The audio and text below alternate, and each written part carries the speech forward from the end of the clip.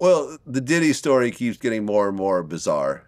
Can it at this point? Oh yeah, it can. Well, of course, when when Cassie filed the lawsuit, there was the whole thing about he would pay male prostitutes to sleep with her while he would pleasure himself in the corner. Yeah. That's a bit little weird. Little cuckold. The cuckold thing. Little cuckold. Nice. Yeah, he was a cuckold. Yeah, and I remember when I interviewed his head of security, Roger Bonds. He would see these. He wouldn't be in the room, obviously, right. but he would see these male prostitutes go into their room, and so forth. There's all types of interesting lawsuits. This former adult film star is suing him, saying that he made her boyfriend give him head. Made him. What do you mean made him? Like, gun to head? Made him. He talked to him? Listen. Yeah, how do you make someone give you head? Unless you're in prison, then you could, But even then, you could be like, hey, I'll bite it off, bro. And they'll be like, I'll kill you. You'll still have no dick. It's up to you, bro. I'd rather die than blow you. Really? Literally. No, I'm just saying you could say that to get out of it. Right. I don't know if it'll work. You probably I don't know if it'll work. It might work. You never know. Well, listen, there's these moments where you say, this story makes me never want to go to prison. For example, the American Me rape scene made me never want to go to prison. Hell yes. Right? And I remember I interviewed, one of my regular guests, 1090 Jake. He was telling me about a story because he did a lot of prison time. He was saying how a bunch of guys were put in a holding area, right? And there was some young kid who was 18, 19, and he went to the bathroom to take a shit. And one of the older inmates went into the stall with a knife and said, "Don't even wipe, bend over, or else I'll stab you." Ooh. Oof. That's rough. I'd get stabbed. I'd probably get stabbed. No, I wouldn't. You know what? That is why I stopped dealing drugs, so that I would never have to ask this goddamn question. I did the right thing when I was young.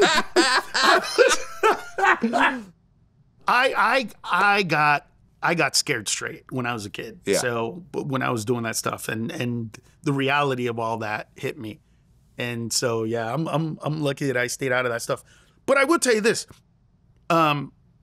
If it was now and it was somebody else, they probably would have sued. So in 1996, I was in the Hedgehog introduced me to a trans, and he didn't tell me. Wait, who's the Hedgehog? Ron Jeremy.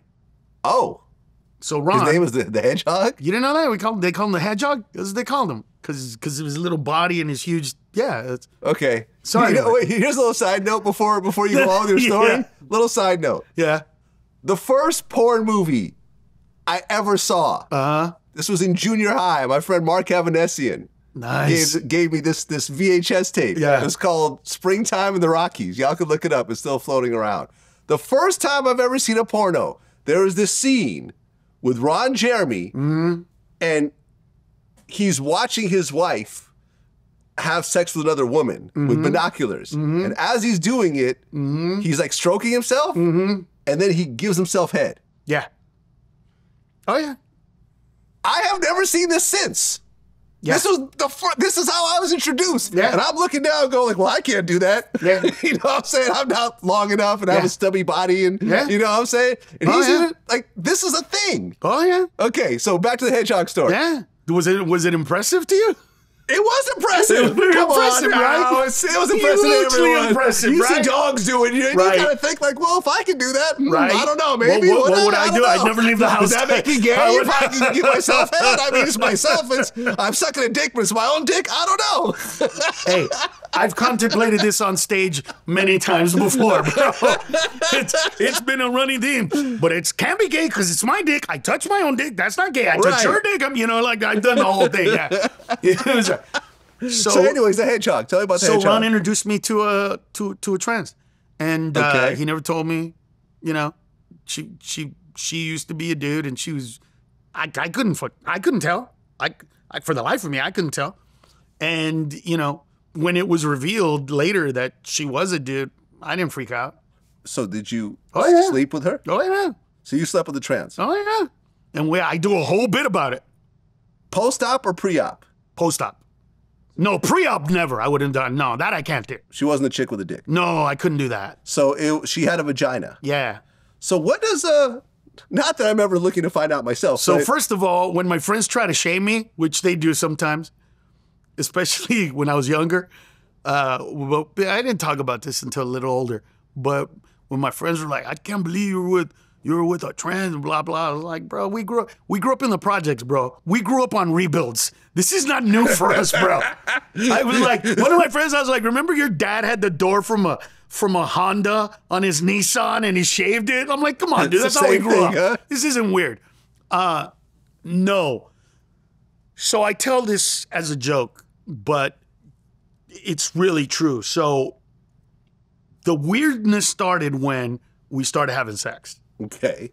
That's when it got weird because it didn't feel right. And I'm not a mean human being by nature. On stage, I say this on stage all the time. I'm only a dick on stage. Never in real life. Did you hit it raw? No, God no. But still, there was something wrong. There was something not right about it, bro. But I couldn't say anything, right? Like, because, you know, I have 11 sisters and I've heard them talking growing up about sex and all that kind of stuff. And I know that in the middle of banging somebody, you can't go, what's wrong with your vagina? I knew that much. I knew that I couldn't say that. So I was trying to figure out what was going on. So physically speaking, when you convert penis into vagina, two glaring things, very different. Number one, they don't have the mucous membrane. So they can't get wet. Yeah. So they gotta like put lube in there or something, but they can't get wet. And I said this on stage, and I'll say it here.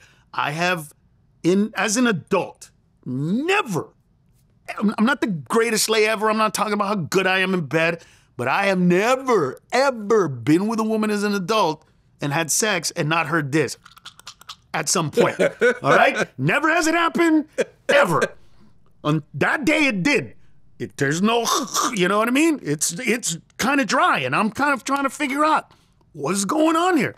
Second thing, they don't have the muscle around, you know, the vagina. Yeah. And so it's like there's that right there.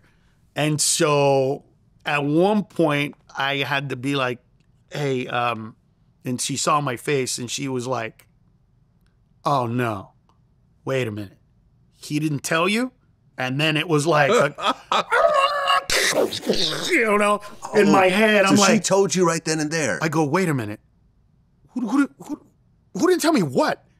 And she starts crying, right? And she's like, I can't believe he didn't tell you. I asked him 8 times. I'm starting to feel sorry for her, right? But then she goes, I can't believe this is happening to me. And I'm like, I think it's happening to me, and you're not fucking telling me what it is. Like, this does not feel right. And then, and then she goes, I'm just gonna say it. I used to be a dude. And I was like, are you fucking kidding me? Seriously?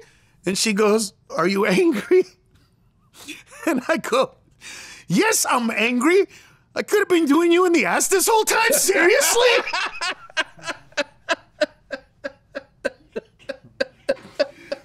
And I laughed my way out of it. And there's more to the joke than the story. But yeah, and my brother immediately was like, that was a dude. I was like, well, I didn't know. You could have told me. And he was like, whatever, dude.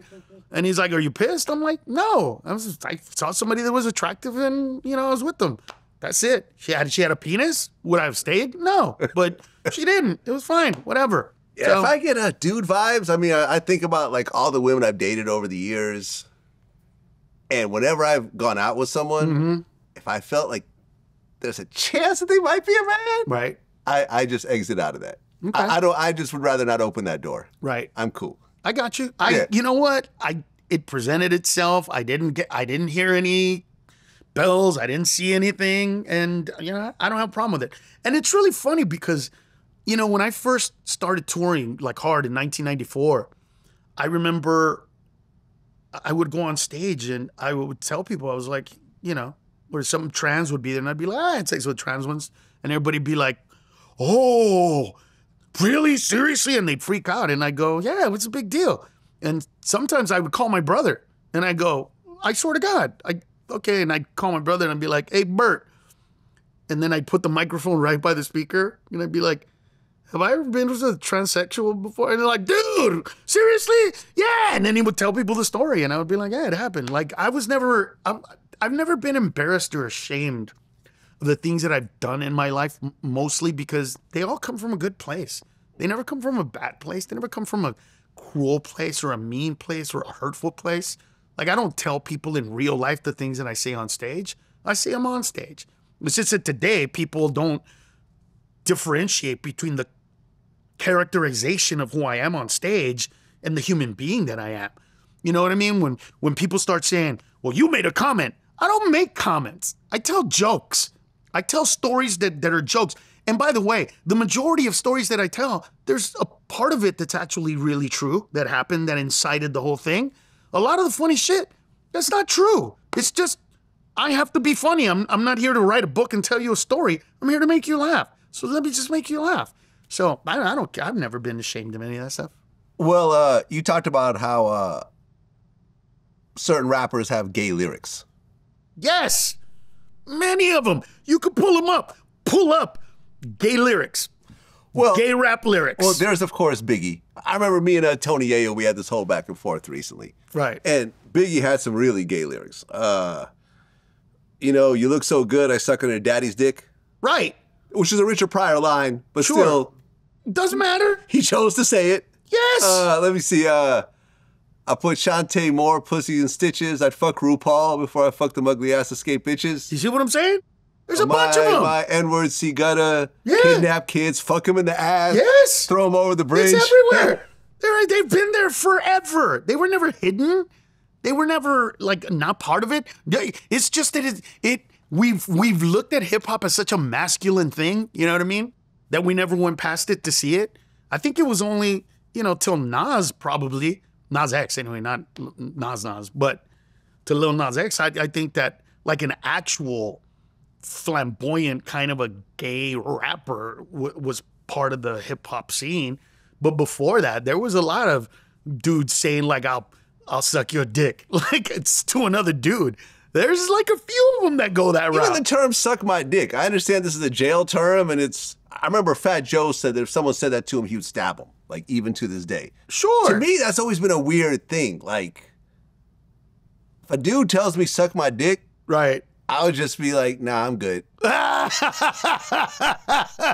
don't see it as an insult. Right. Because I would never consider doing it. Sure. So I know you're trying to insult me by saying it, right, but it flew over my head. I don't even care about that stuff. Like, especially when it comes to comedy driven, whatever it is, man, it doesn't matter. It's not real. It's just theater of the mind, you know? Go. I was talking to somebody the other day about comedians and stand-up and the stuff that we talk about, and, you know, they were talking to me about their ick. That's how old this person was. Their ick.